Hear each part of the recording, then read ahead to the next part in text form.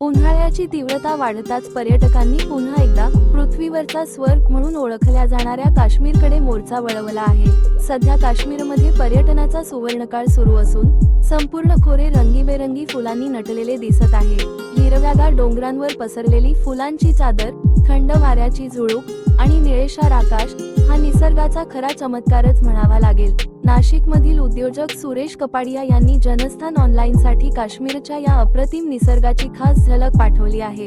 त्यांनी कॅमेऱ्यात टिपलेले दृश्य पाहून कुणालाही तिथे जाण्याचा मोह आवरणार नाही। विशेष म्हणजे श्रीनगरमधील प्रसिद्ध हरियाली पर्वत आता सरकारने पर्यटकांसाठी पुन्हा खुला केला आहे। येथून दिसणारा संपूर्ण परिसर जणू एखाद्या चित्रपटातील स्वप्नवत दृश्यासारखा भासतो। काश्मीरला जाण्यासाठी आता अनेक पर्याय उपलब्ध आहेत। विमान, वंदे भारत ट्रेन आणि रस्ता मार्ग, म्हणजेच प्रवास आता अधिक सोपा आणि आरामदायक झाला आहे।